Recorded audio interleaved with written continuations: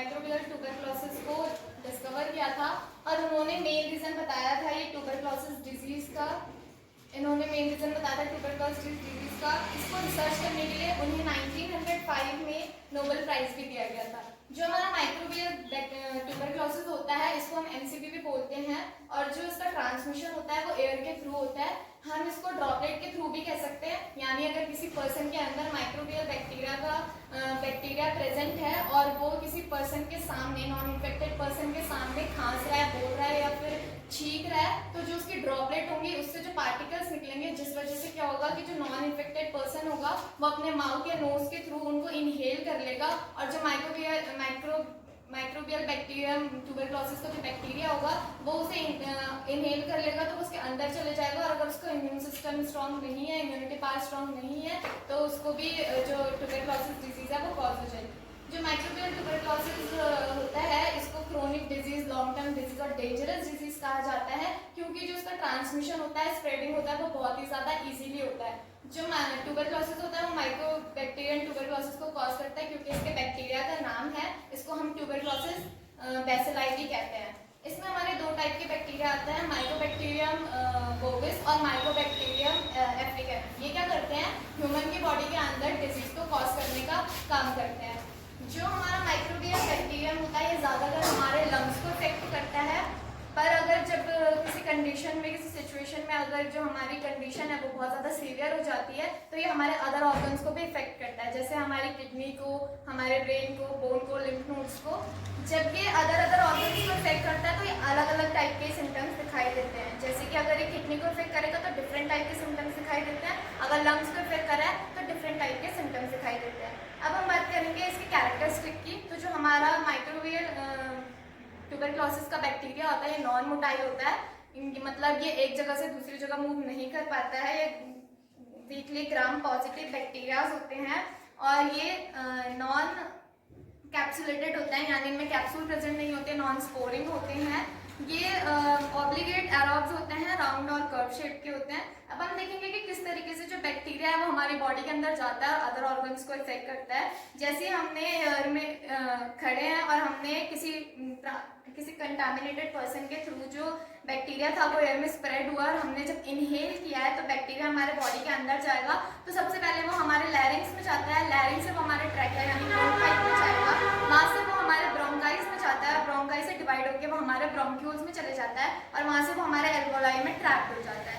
जैसी कंडीशन ज़्यादा सीवियर होगी तो जो हमारा माइकोबैक्टीरियम ट्यूबरक्लोसिस का बैक्टीरिया होगा वो ब्लड स्ट्रीम के थ्रू हमारे अदर ऑर्गन्स को भी क्या करेगा, इफेक्ट करेगा। तो इस तरीके से ये हमारे अदर ऑर्गन्स को भी इफेक्ट करता है जब कंडीशन ज़्यादा सीवियर हो जाती है। नेक्स्ट आता है हमारे पास मॉर्फोलॉजी, जो अंजलि सजवाना का एक्सप्लेन करेंगे। Thank you. नेक्स्ट वन हम बात करते हैं इसकी मॉर्फोलॉजी में सबसे पहले इसका शेप, ये रॉड शेप का होता है और स्लाइटली कर्व्ड और स्ट्रेट होता है, लेकिन ये डिपेंड करता है इसके स्पीसीज पे।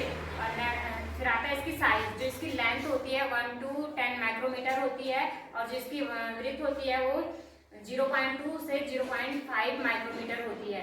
जो इसकी जो यूनिक सेल वॉल होती है उसकी वजह से इसकी मॉर्फोलॉजी को हम आइडेंटिफाई कर सकते हैं। जो यूनिक सेल वॉल होती है वो बनी होती है हाई लिपिड की और माइकोलिक एसिड के पार्टिकल से। माइकोलिक एसिड जो वैक्सी अपीयरेंस प्रोवाइड कराती है। जो ये बैक्टीरिया होता है ये रेसिस्टेंट होता है स्टेन और डाई के लिए, इसलिए हम इसे माइको एसिड फास्ट बैक्टीरिया कहते हैं। ये नॉन स्पोरिंग होता है क्योंकि ये स्पोर को प्रोड्यूस नहीं करता है और ये ज़्यादा टाइम के लिए सर्वाइव नहीं रह सकता है। ये ग्राम पॉजिटिव होते हैं और ये कुछ ही ऐसे माइक्रो बैक्टीरिया होते हैं जो कैप्सूल प्रोड्यूस करते हैं। जो इसके कैप्सूल होते हैं वो सेल वॉल को प्रोटेक्ट करके रखते हैं। नेक्स्ट वन हम पैथोजेनेसिस की बात करेंगे, आपको प्रेरणा बताएंगे। इसकी पैथोजेनेसिस है, जब कोई इन्फेक्टेड पर्सन छींकता है तो वो सलाइवा के थ्रू जो सलाइवा के थ्रू इन्फेक्शन अनइन्फेक्टेड पर्सन को कॉज होता है। जो वाइन ट्यूबरक्लोसिस होता है से ह्यूमन में ट्रांसमिटेड होता है। जो ट्यूबरक्लोसिस का बैसिलाई होता है वो ह्यूमन के माइक्रोवेव के द्वारा इंजेक्शन किया जाता है और कभी कभी ये डिसअमिनेट हो जाता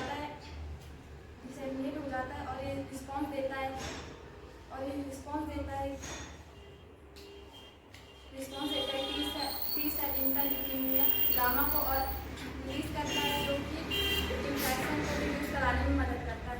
इसके बाद रहता है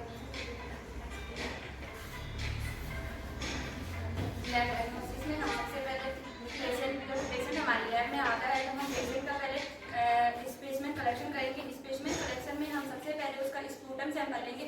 अगर पेशेंट हमारे लैब में आए तो पहले हमें उसे क्लीन स्टराइल कंटेनर देना है और उसको स्पूटम सैंपल कलेक्ट करने के लिए कहना है। अगर पेशेंट सीरियस कंडीशन में नहीं है तो पेशेंट को 24 आवर्स के बाद पेशेंट को स्पूटम कलेक्ट करने के लिए कहना है। उसके बाद हम करते हैं कल्चर एग्जामिनेशन। कल्चर एग्जामिनेशन में जो कल्चर एग्जामिनेशन होता है वो सबसे सेंसिटिव मेथड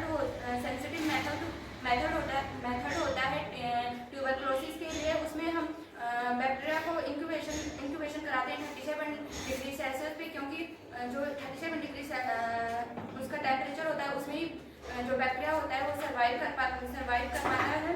उसके बाद हम जेन्स मेथड के थ्रू इसमें स्टेनिंग और एग्जामिनेशन भी कर सकते हैं।